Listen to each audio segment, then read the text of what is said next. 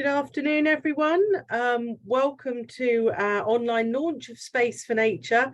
I'm just going to give us a couple of moments whilst we're waiting for people to come in. Even though we're arriving virtually, it still takes a minute or two to get everybody in from the virtual room. So I'll just give us a couple more moments. I can see the numbers are going up now, so I'll just let us have 1 or 2 more minutes and then we'll get underway.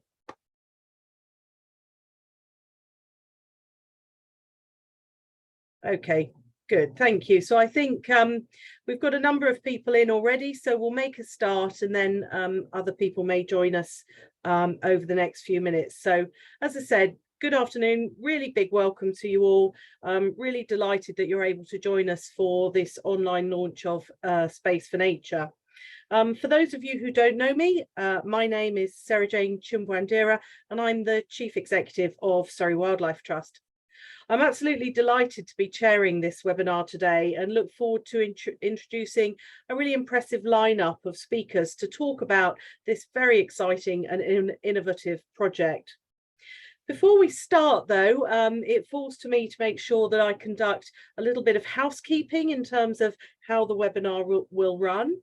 You may have noticed we will be recording the webinar so that attendees can either view at a later stage, or if there are any problems that anyone has with internet, for example, or they're unable to attend, it will be made available at a later point. There'll also be an opportunity for you to ask our speakers questions towards the end of the webinar. We have a specific session for Q&A so that you can ask those questions, but do please feel free to send your questions in at any time as they occur to you, and then we can collate those and ask them at the end.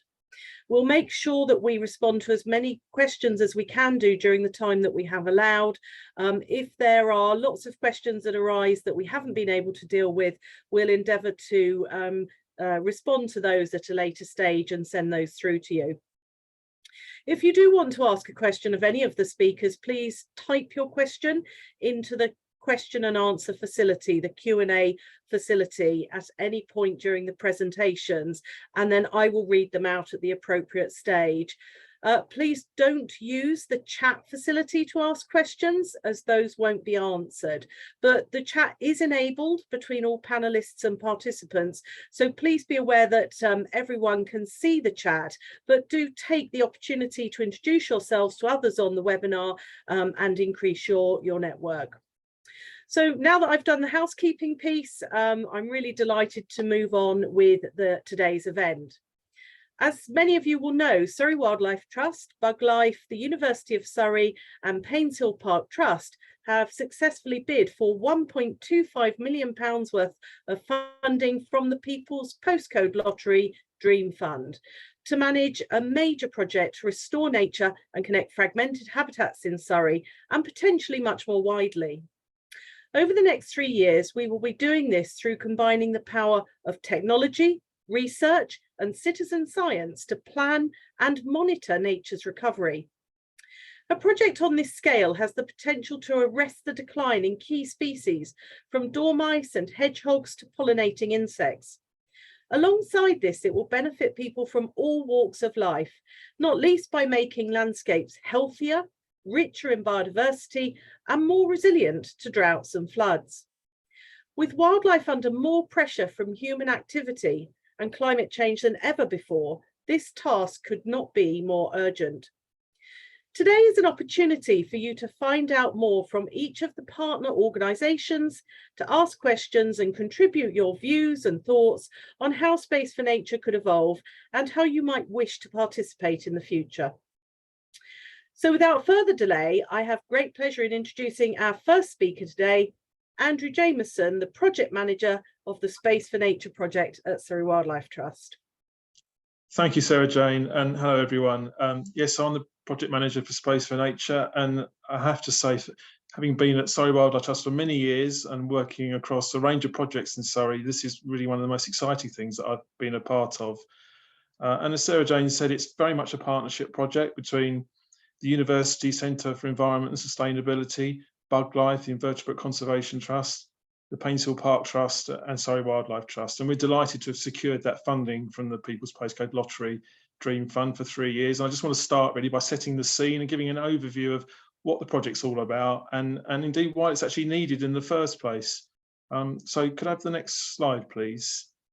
And just to say, our colleague Peter's controlling all the slides centrally today so that we've got some quick changeovers, so we wanted to avoid sort of screen share pantomimes if possible. So, but really, you know, I just want to sort of set the scene in terms of the state we're in. And obviously we find ourselves facing a biodiversity crisis. We've got the Canada COP15 UN Biodiversity Conference taking place right now. The quote you see there on the bottom left is the opening sentence on the COP15 website. And it's that rather bleak picture that despite ongoing efforts, biodiversity is deteriorating worldwide. Decline is projected to worsen with business as usual scenarios. And just with the linked climate crisis, this is a global crisis which we're experiencing locally in Surrey. And this was born out a few years ago from the findings of the Surrey Nature Partnership report, the state of Surrey's nature. And the kind of alarming headline from that is that really a third of our species are either extinct or they're threatened. And rather grimly, Surrey can be regarded as one of the most nature depleted counties in what is really one of the most nature depleted countries of the world. The next slide, please. So the good thing is we do know the approach that we need to take to recover and restore nature, and that's really enshrined in the 25-year environment plan. It provides the concept of a nature recovery network, which is defined as a national network of wildlife-rich places, based on the principles that came forward in the Lawton Review of 2010, that really sort of get the very clear message that we need bigger sites for nature, we need better quality sites, we need more of them, and they need crucially to be joined up. But the challenge we all face is how do we actually plan that, how do we deliver it, and how do we monitor a functioning nature recovery network, and how can we do that at scale? Can the next slide, please? So in an ideal world, we'd have thousands of expert field ecologists, recorders, surveyors out there in the field gathering really high quality, up-to-date data on habitat coverage, its condition, on the population status of key indicator species. And we'd also be looking at these things historically going back in time.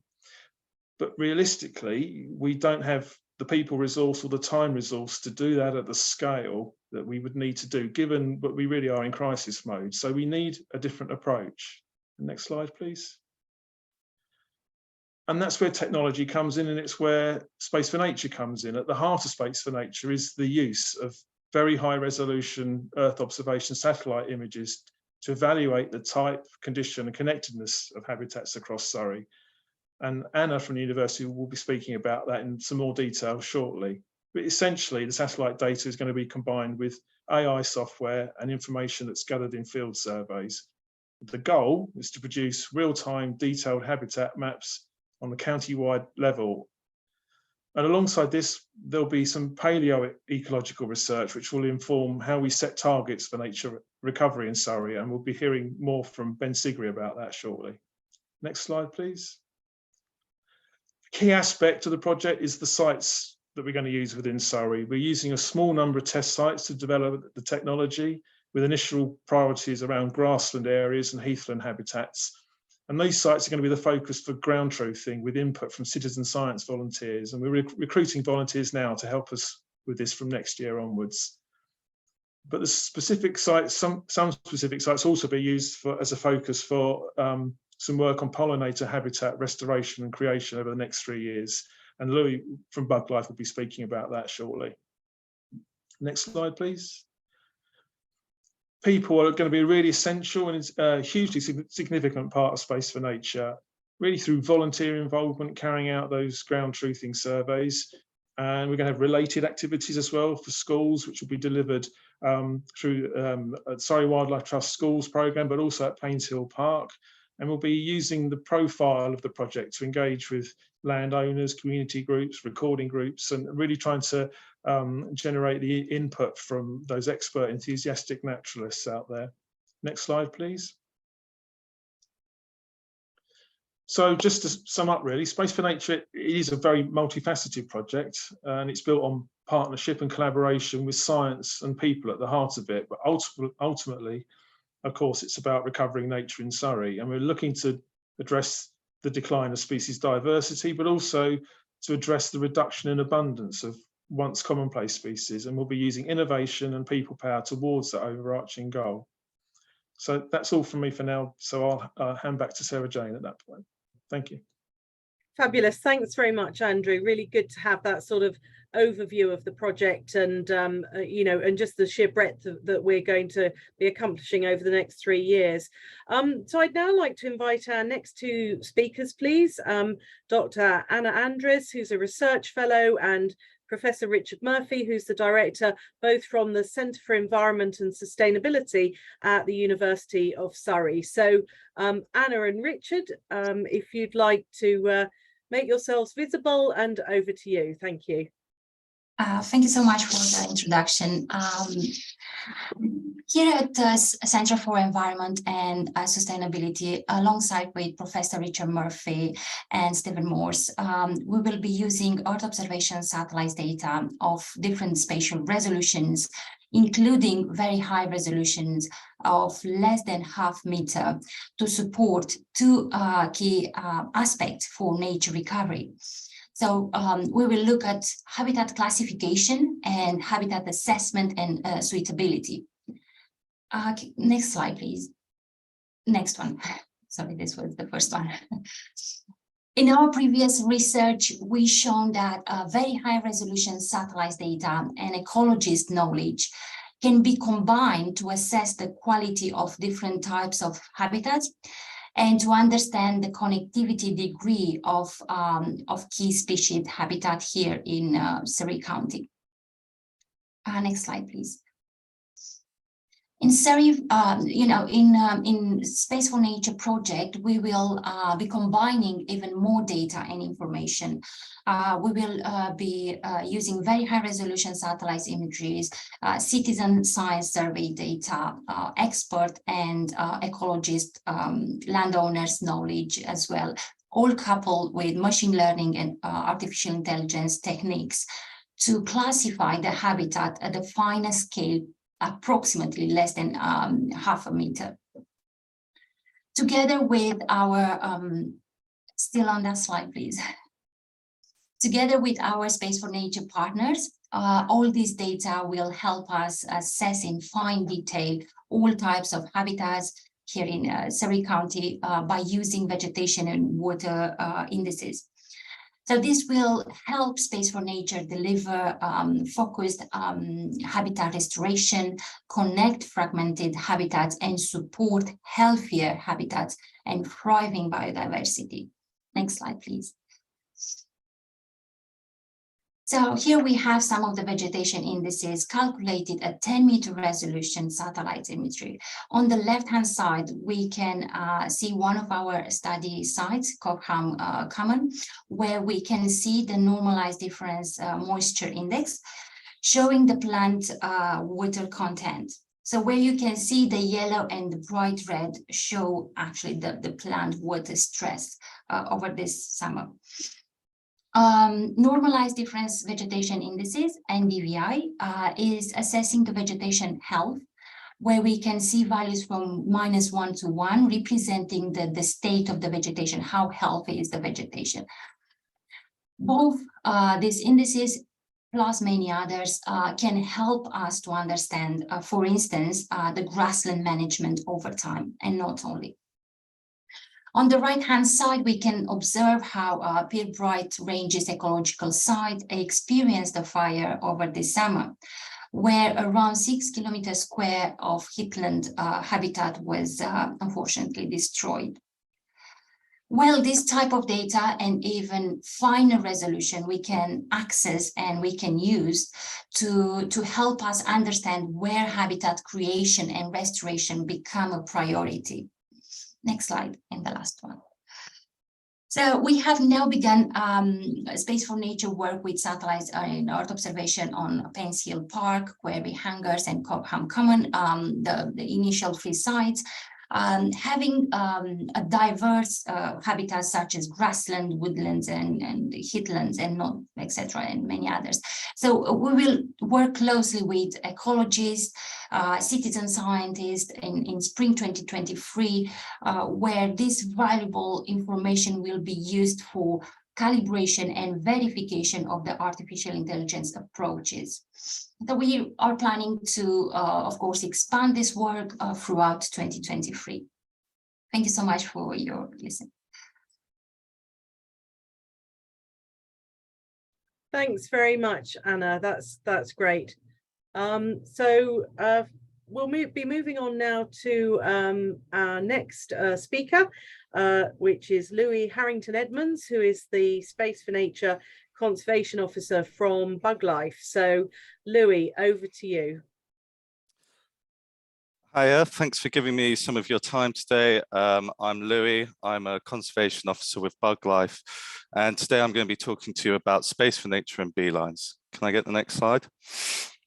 So Buglife is the Invertebrate Conservation Trust. We're the only European conservation organisation dedicated to the conservation of all invertebrates, and our primary aim is to stop the extinction of invertebrates and provide sustainable populations of invertebrates. Next slide, please. So just to highlight the diversity and beauty of some of our species of invertebrates, these are all taken within Surrey. We've got over 40,000 UK invertebrate species, and Surrey is particularly important for them. We're the most biodiverse landlocked county in the UK, and that includes being the county with the most bee species in the UK as well. Next slide, please.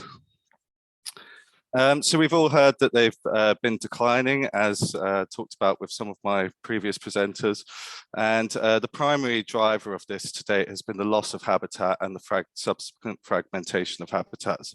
So looking at the Dorset Heaths here, we can see between 1811 and 1960 the massive decline in habitats that was experienced in that network of heathlands, and a subsequent thing that happened with that was increasing spaces in between habitats as well, which makes it harder for our invertebrates to move between these remaining areas.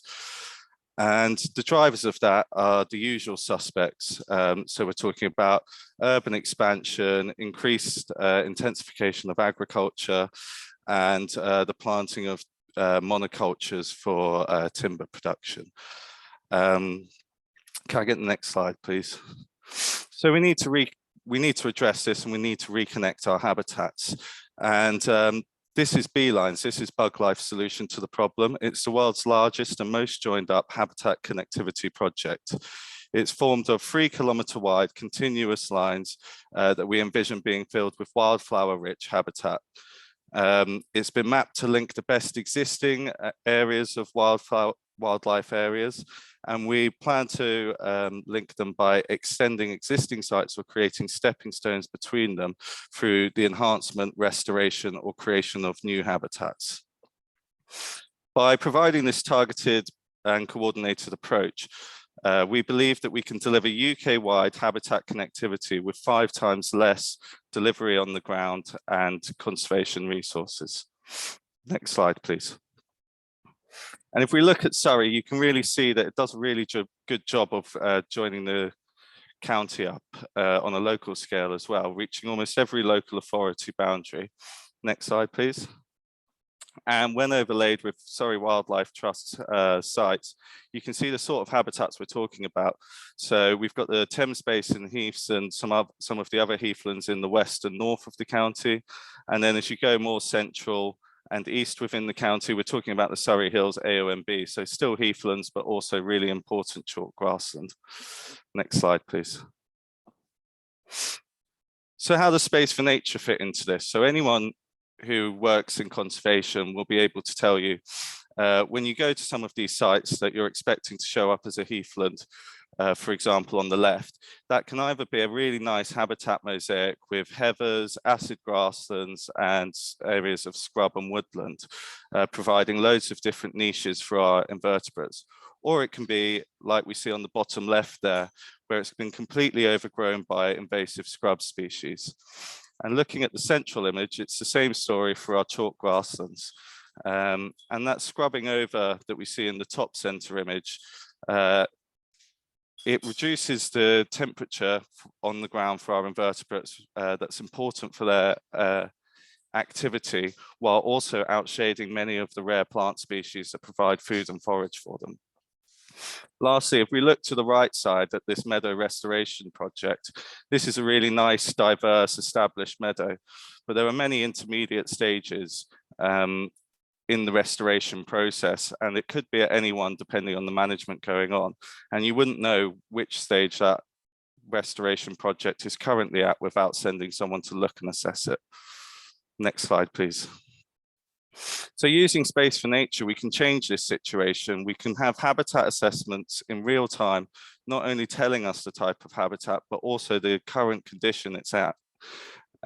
We're hoping in terms of beelines, it's also going to help provide us with the ideal connectivity opportunities. That can be the ideal locations to build new habitats, or it can highlight either natural or artificial barriers separating existing habitats that should be removed. We're hoping it will also inform how we deliver that habitat and monitor the progression of those habitats after restoration action. And ultimately, a really important part of this project is also the reduction of costs. We could be assessing all of our habitats now through sending experts out, but we know that access issues and costs and the amount of time and resources that takes just makes it an unachievable task and something that isn't happening in practice currently. By automating this process, we're hoping that the costs associated with this will be reduced to a level that conservation organisations can afford to have accurate habitat maps informing their decision making. Next slide, please. And also, I think it's really important to highlight and say thank you to the People's Postcode Lottery, as they're also providing funding for myself to deliver habitat for pollinators along Surrey's beeline over the 3-year duration of this project. We've got the budget and ambition that we believe we can deliver upwards of 60 hectares of wildflower-rich habitat along Surrey's beeline. And just to give you an idea of what that looks like, that can be removal of scrub from existing sites, as we see in the top left. It can be formalizing and relaxing mowing regimes to let nature recover on its own, as we see in top center, or it can be more drastic action where required, with the creation of new wildflower meadows through creating bare ground and seeding either with seed mixes or with green hay. Thank you. And I think that's the end of my talk. Thanks for listening. Fabulous. Thanks so much, Louis. And it's incredibly exciting to have that opportunity to restore so much habitat across Surrey over the next 3 years. So now I'd like to invite our next speaker, who I can see is ready for us already. So I'd like to introduce Paul Griffiths, who is the Director for Painshill Park Trust. So over to you, Paul. Thanks, Sarah Jane. Hello, everyone. Good morning, or rather good afternoon. My name is Paul Griffiths. As Sarah said, I'm the Director of Painshill Park Trust in Surrey, a role I've been in for just over 4 years. Painshill, in case you're not aware of us, is situated in Cobham, and it's just off the junction of the M25 and the A3, so a very sort of central post, but still very, very rural in feeling. To give you a little background to Painshill, Painshill is an 18th century masterpiece of garden design. And the slides that you see in my backdrop are not what I'm talking to. They just give you some flavour of how Painshill looks. So it's just a mix of nice landscape pictures. Painshill was designed by the Right Honourable Charles Hamilton, and Painshill was considered one of the finest of the landscape gardens and influenced gardens across Europe, such as Wörlitz in Germany and the Swedish royal palaces over in Stockholm. And also further afield, 2 US presidents came to visit Painshill, John Adams, and then after Thomas Jefferson visited Painshill, he built Monticello back in the US, and there's certainly a number of influences from Painshill seen in Monticello. Painshill was sadly lost and left and fallen into disrepair after the Second World War. The park was saved after a major public campaign in the 1970s. And then in 1980, very far-sighted for the time, Elmbridge Council purchased 154 acres of Hamilton's old historic estate. They then kindly leased it on a peppercorn 100-year lease to the Painshill Park Trust that was set up in 1981 who set about the huge restoration project to bring Painshill back from completely lost and derelict state into the conditions that we see it today in its former glory. Painshill today has 154 acres, a wide variety of different habitats, parkland, woods, lakes, grasslands, etc., as well as a number of buildings, both functional, like the water wheel you can see here, and non-functional follies, which reflected Hamilton's travels around Europe. Painshill is visited by 250,000 visitors a year, including over 10,000 education visitors from schools across Surrey and South London. And it's many of those school and education visits we're very excited to be getting them involved and inspiring them with the Space4Nature project. These number of visitors places considerable pressure, as you can imagine, on the habitats and biodiversities across Painshill. So a huge challenge for us always is, how do we preserve the landscape? Well, for some time we've been working with our friends at the University of Surrey on a major sustainability project to reduce our carbon emissions. And so when Professor Richard Murphy spoke to us back in, a year ago or so, about Space4Nature and the Dream Fund bid, we jumped at the chance to become one of the partners. Using the Earth observation technology that Anna talked about, it's going to be hugely beneficial to our management of the park. Help us to understand the different types of habitats we have across our estate and how we can improve them for wildlife benefits, such as things Louis was talking around there and giving us those sort of extra habitats for invertebrates. We're absolutely delighted to be one of the test sites for this project and to be used as a case study for other local managed parks and lands, and then potentially further afield. The work will demonstrate how the technology can support habitat improvements for wildlife, combining managed land with the pressures of a huge number of public visitors. A huge challenge for so many landscapes, and this has been mentioned earlier, is of course climate change. And the work of Space4Nature will help monitor the issues for us caused by climate change and really help shape our management decisions in the coming years. The maps that we created during Space4Nature of Painshill will also allow us to work very closely together with our neighbours, such as the Cobham Park Estate, but also a partner in this project, the Surrey Wildlife Trust, so we can improve biodiversity across landowner boundaries. So I say Painshill's absolutely delighted to be part of this project and to be able to use these technology to really benefit our management of the estate. I think I'll hand it back to Sarah Jane now to move on to Ben to talk about his PhD project. Thanks very much, Paul. That's really helpful and great to see those beautiful pictures there of Painshill. So yes, we're moving on to our next speaker now. So Ben Sigri, who works for Surrey Wildlife Trust, but is also a Space4Nature doctoral practitioner. So Ben, over to you to tell everybody about your project. Thank you, Sarah Jane. So as Sarah Jane mentioned, I've worked at the Trust for many years now, and I was lucky enough to be given the opportunity to complete a PhD as part of the Space4Nature project. So I'm going to give you a quick whistle-stop tour about where my thinking's at the moment, bearing in mind I'm only about 2 months in of a 3-year stint with it. So it's still very early days and subject to change. Next slide, please. So where I want to be working is around the idea that there's a disconnect between the key actors and stakeholders in the conservation movement. So in order for my project to tie into Space4Nature, I'm looking at trying to set the restoration targets, whereas the Space4Nature tool is going to be monitoring our progress towards those. But how can we set an effective restoration target when all of the key players aren't really talking to each other and reading from the same hymn sheet? So the way I'm thinking about it at the moment is that we have the academic sphere, the policy sphere, and then the conservation practitioner sphere. And there are areas where they overlap. For example, policymakers will set designated sites, provide funding that conservation practitioners can access. Academics provide evidence, which is sometimes used to inform policy. But in particular, between academia and conservation practitioners, there's a real lack of overlap and communication of real groundbreaking scientific evidence and what people are doing on the ground.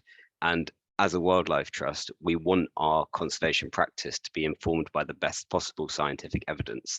So how can we try and address that and better integrate these two really important spheres? Next slide, please.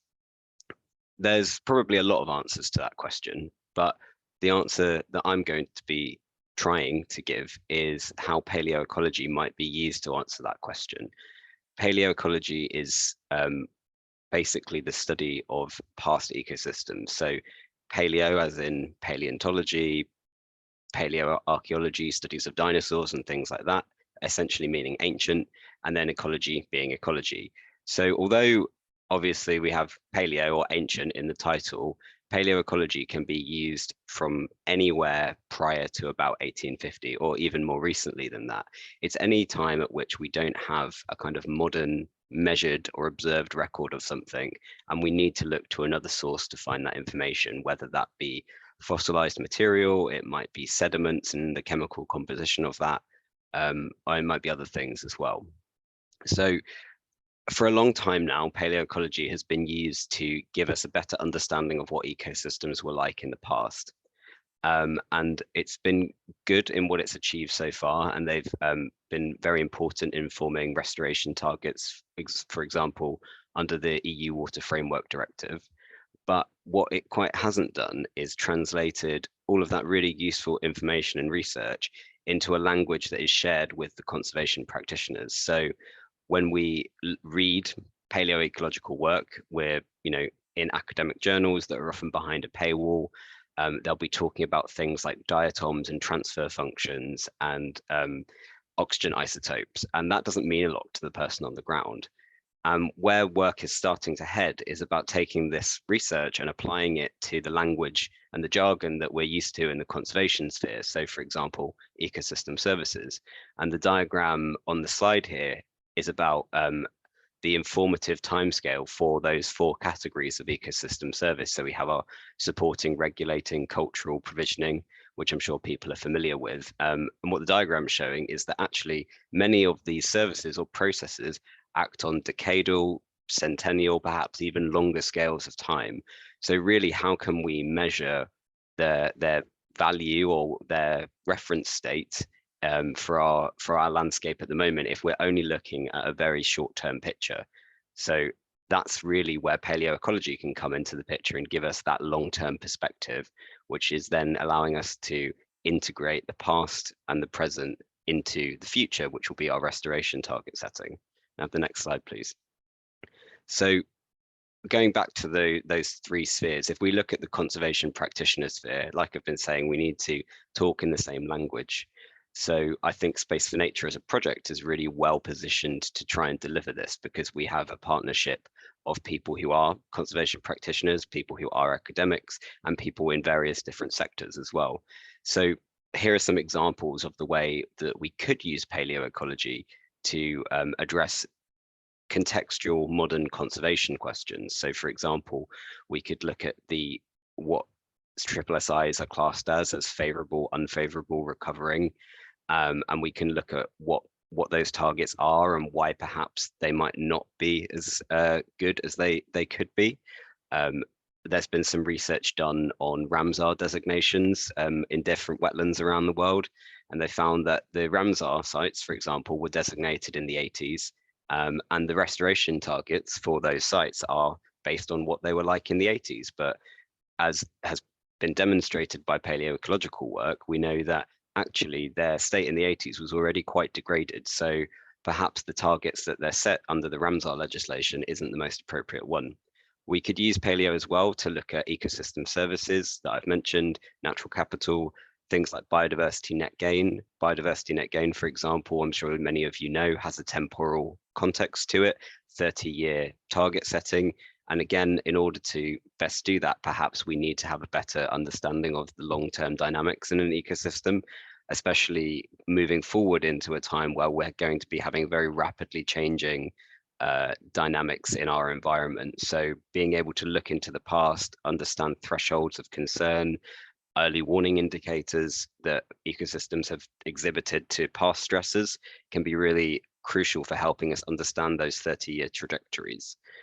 Again, another example, many studies have been looking at the past management of environments by sustainable farmers, indigenous communities, etc., and looking at how those practices were sustainable in the past and what we can learn from them for our modern day practice.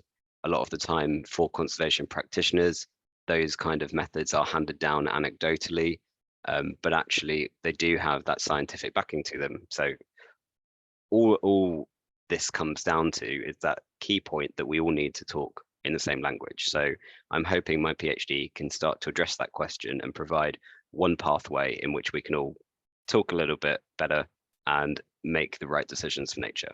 Thank you. Fabulous. Thanks so much, Ben. And I'm really excited to see the outcomes of Ben's research over the next few years. So just to remind you, please do put your questions in the Q&A function. We're not far off the Q&A session now, so there'll be some time to ply the panel with questions. But before that, just to hand back to Andrew, who's going to talk a little bit about what things might look like in the future for Space4Nature. Thanks, Sarah Jane. Yeah, so over those presentations, you've had an insight, I think, into the breadth of Space4Nature, and the work sort of will be now progressing over the next 3 years. But what will we end up with, and what will the project's legacy be? Can I have the next slide, please? Obviously, the nature recovery journey is a long one. And whilst Space4Nature is funded for 3 years, and we see it as being really the start of something that's potentially much, much longer than that. So legacy is very important, and it's something that's been sort of factored in from the outset. A key output really will be this usable tool to plan, deliver and monitor Surrey's nature recovery network. And importantly, that was going to be available to all those involved in increasing biodiversity and bioabundance in Surrey. And the project will also provide a platform for habitat restoration, whether that's at a strategic level and over potentially a landscape level, or whether it's individual site-based work. There's that specific pollinator habitat restoration and creation output within the project, which is going to be at least 30 hectares. And it was great to hear Louis talking at up to 60 hectares, which is fantastic. And through Ben's work, as we've just been hearing, we're going to have an increased knowledge of Surrey's ecological past and how we set our baselines and where we should focus our efforts. And Space4Nature is also really about raising awareness of the need for habitat connectivity, and a real ambition is to create a new generation of champions for nature, and a new generation of biological and ecological recorders. The next slide, please. And so in terms of scaling up, and that's a big part of the legacy of Space4Nature, is how do we scale up, and how can Space4Nature work beyond the boundaries of Surrey? We really want to be doing more test sites and more habitats, and we're already looking and exploring the possibilities for extending the project within the next 3 years to look at additional funding for urban habitats and wetland habitats specifically. But of course, we also want to look at possibilities of habitats that we don't have in Surrey, so talking to people in neighbouring counties and beyond. And we'll be exploring national applications as well. And that includes working with the Land app and their existing software tool and platform, which helps landowners and farmers to plan land use and their agri-environment grant delivery. So we'll be looking at how we could potentially provide a platform for end users of Space4Nature. And with all that potential comes the kind of link into government agencies, and also through the kind of NGOs network as well. And obviously with the Buglife beelines, it's very much a countrywide national programme, so it gives us the opportunity to apply Space4Nature through the beelines, but also the UK network of wildlife trusts and other NGOs. And a project like this really will open the door, we anticipate, for further research and further refinements and more collaboration as we go. And we really see it as part of this rapidly evolving nature tech world, where technology is being used to find solutions to the biodiversity and climate crises. And so there could well be complementary technologies that we could sort of integrate with. And, you know, what's the potential that we could link in with work being carried out with eDNA or robotics or bioacoustics and so on. The next slide, please. I really just want to end by expressing our thanks to everyone who supported the development of the project and the funding bid, all the organisations involved, many of whom I know are on the call now, the landowners, councils, NGOs, companies and others. I really appreciate it, and we really look forward to continuing to work with you and keep you updated with progress. And of course, a massive thank you to our funders, the People Postcode Lottery. Over the next slide, please. Yeah, so that's actually all I've got to say at this time. So I'll hand you back to Sarah Jane so we can sort of get into any questions and so on. Thank you. Fabulous, fabulous. Thank you so much, Andrew. That's great. So yes, we do have time for the Q&A session now. So if I could ask all the panelists, please, to put their videos back on, but just remain on mute in the interim. And then when there's a question for you, I'll obviously direct that to you. And then if you could come off mute at the time when you're answering the question, that would be great. So thank you, everyone. I can see that some questions have been coming in, so we'll get underway with those straight away. And Andrew, what I might do is ask you, direct this first question at you, and then possibly Anna might want to come in afterwards. So first question from Bronwyn here. I'd be interested to know why, what factors have influenced the selection of the 3 case study sites that we've talked about at the moment. Yeah, so the test sites we've identified so far, which I think Anna mentioned, were Quarry Hangers, Painshill Park and Chobham Common.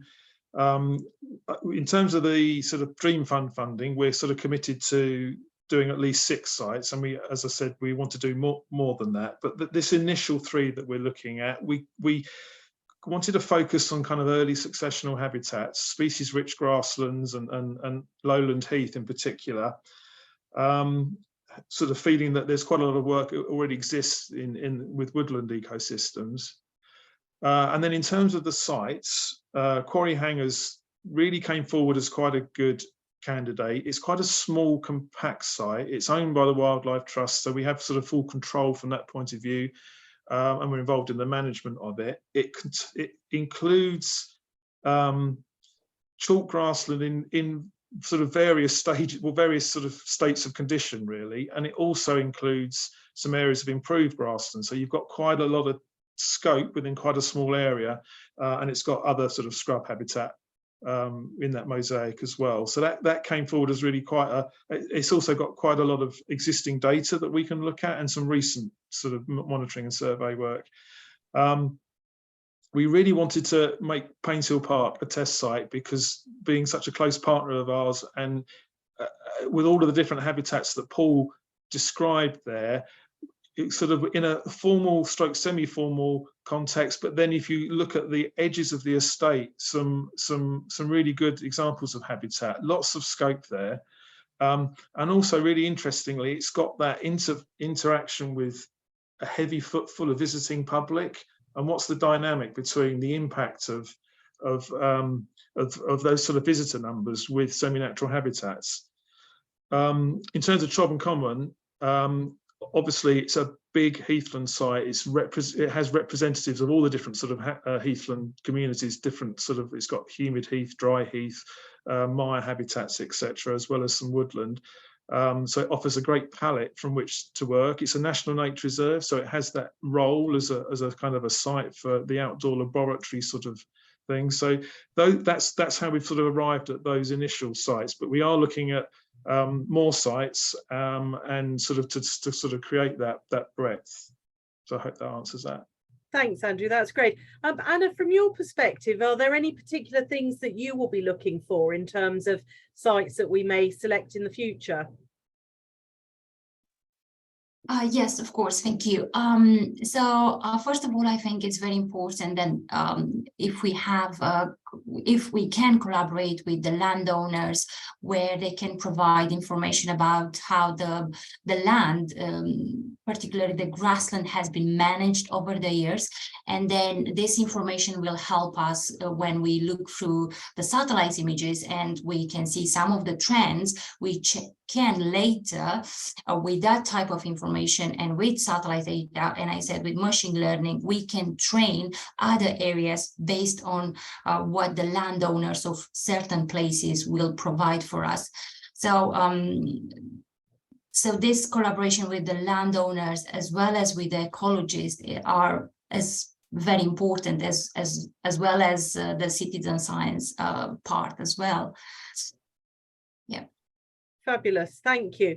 So just moving on now, another question that's come in from Lynn, which Andrew, if you could start us off with that one, but then perhaps I might also ask Louis if he's got a few thoughts on it as well. So Lynn's question is, how can local specialist groups, such as the BAT group, but obviously there are other local specialist recorder groups, how can they help with this project? So Andrew first and then over to Louis. Oh, sorry, Andrew, you're just muted at the moment. Sorry, yeah. Yeah, really keen to work with the recorder groups. We're still developing, if you like, the layering up of the data requirements for the Space4Nature, but alongside that, we're also just about to recruit a citizen science officer in the new year. And part of their role will be to coordinate the volunteer effort in terms of the ground truthing, but also to develop the relationship with recording groups like the BAT group, like all the other many, there's a whole plethora of groups out there. And we're very conscious that we need to really boost and develop the relationship with all those groups and get their input and get other people involved, and hopefully a younger generation involved as well, into picking up some of those, you know, some of that knowledge. So we will be getting in touch with all of those sort of groups as the project sort of develops, and particularly next year when the citizen science element sort of kicks off. And we're actually also in the very earliest stages of organising a BioBlitz, a big BioBlitz event next sort of early summer at Painshill Park, where we really want that to be really quite a key event in terms of with all the different recording groups, and it to be hopefully draw a lot of people into that world, and also celebrate the work that the recording groups do and give that some profile. Thank you, Andrew. So Richard, I'll come to you in a moment, but Louis, is there anything from your perspective as you're developing the habitat restoration work that the local recorder groups can help with? Yeah, absolutely. I think, as Andrew already highlighted, there's BioBlitzes going on, but through talking to a lot of the land managers that I'm working with at the moment, one of the major issues that land managers have is that they don't know what they've currently got. So surveying and other BioBlitzes, I'm probably planning on other landowners' land that we're working with, just to get that baseline information. But also, as I'm sure people are aware, that there's compromises to be had, and what's good in terms of habitat connectivity for one species is not the same for another, and certain habitats can be managed well for one group of species, which might directly conflict with what's desired from another group of species. I mean, as a BAT group member, it's immediately relevant to our work. I mean, invertebrate specialists want to open up woodlands more and more, and that can be in contrast with what's ideal for bat species. So yeah, really, really important. But also there's just such a wealth of knowledge within these groups, particularly on a local scale, of knowing where's the best sites, where certain species are, why species in this area are struggling in particular. So yeah, I'm sure there'll be lots of conversations going on between us. Thank you, that's great. And Richard, did you want to come in on that one as well? Oh, sorry, Richard, we can't hear you at the moment. I'm not sure why. Ah, no, sorry, for some reason we can't hear you. I tell you what, Richard, I'll come back to you in a moment if that's okay. Just moving on again. So question here for Ben around obtaining the paleoecological data, and Lynn asking, isn't that quite labour intensive? So is it going to be possible? Is that any good? Ah, you're back. You're there, Richard. Fantastic. Okay, hold that thought, Ben. Richard, if you'd like to pick the question up, that would be great.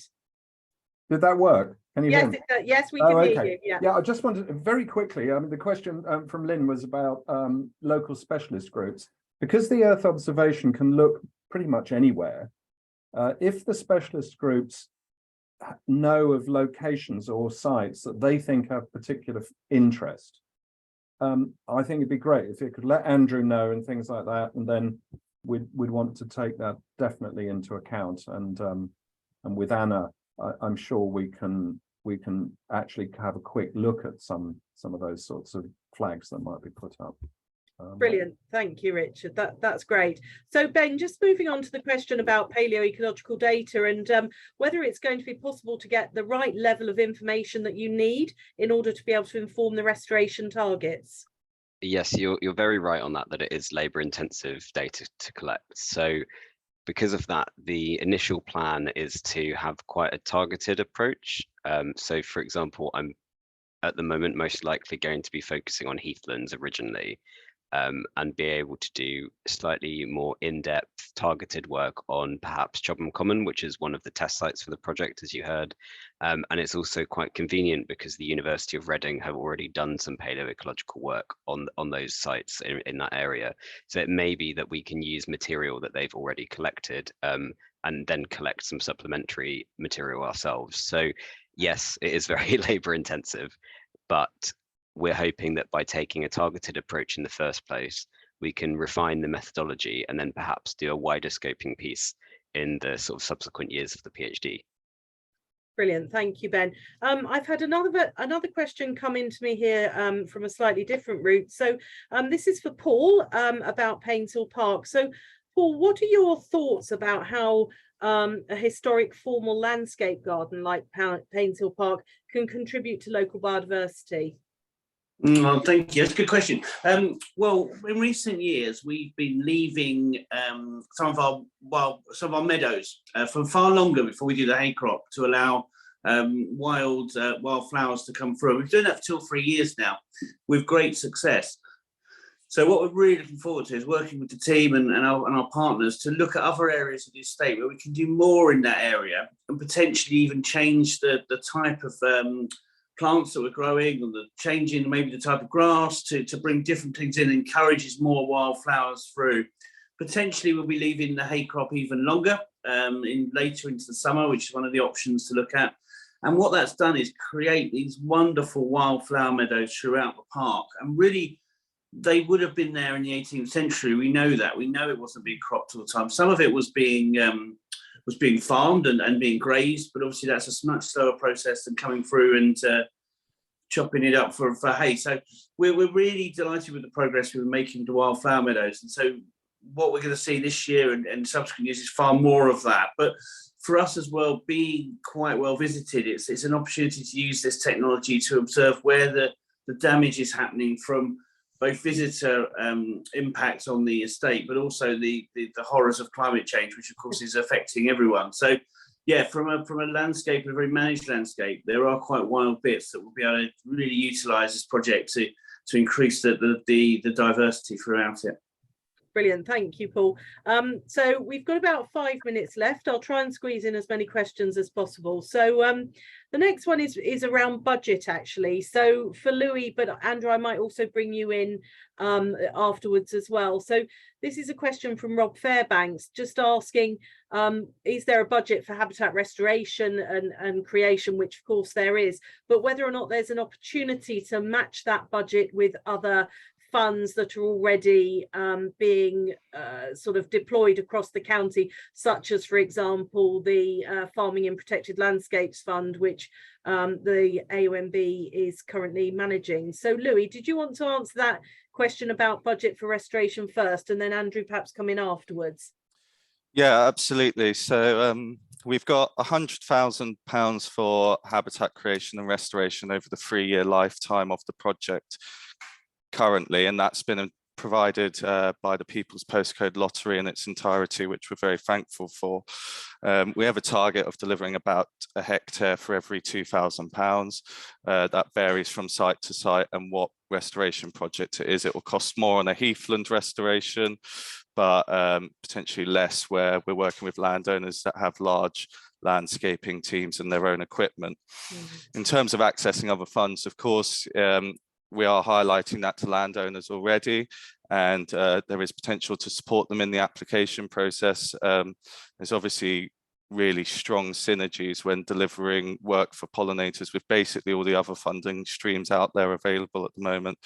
As you mentioned, farming in protected landscapes, biodiversity net gain, nature recovery strategies. So yeah, I don't think there's a funding stream that this work doesn't tie into. So there's a lot of potential there. Brilliant, thank you, Louis. So Andrew, if there's anything else you want to add on the budget, that's fine. But also Lisa has asked a question about whether or not there'll be regular updates on Space4Nature as the project goes forward. So perhaps you could pick that one up as well, please. Yeah, so as Louis said, yeah, we really want to make the budget go as far as we can, and linking up with other funding streams. Yeah, that's definitely what we want to be doing. Quite a lot of the budget is, not surprisingly, is on sort of staff officer time, if you like, to deliver a lot of this stuff. There's quite a bit of budget for the actual sourcing of high resolution imagery, which the university will be running. But there's also quite a generous amount for the whole comms side of it. So to pick up Lisa's point in terms of updates, yes, we're really keen to sort of tell the story as we go and communicate the message to lots of different audiences. At the moment on the Surrey Wildlife Trust website, there's a page for Space4Nature.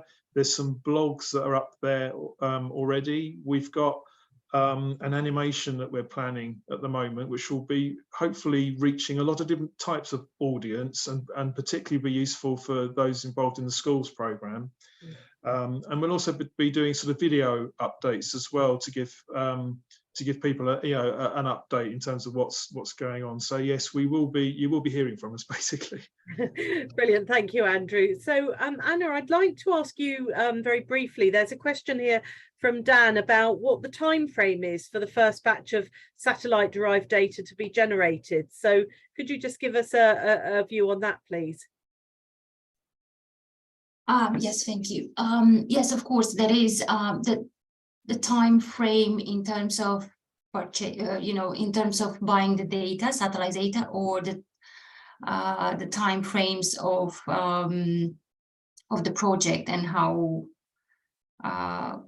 Anyway, so I will try to answer both. So temporal resolution, and we also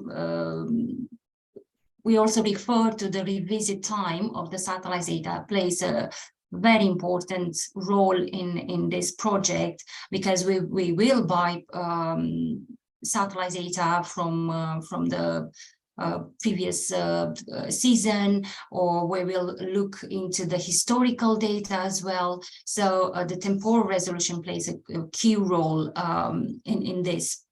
In terms of the time frame of the project, we are at the moment exploring 10-meter resolution for the sites, for the study sites selected. And soon as citizen science will be available for us, we will use deep learning and other machine learning, where we are going to use this citizen science data as calibration and validation. So I hope I answered the question.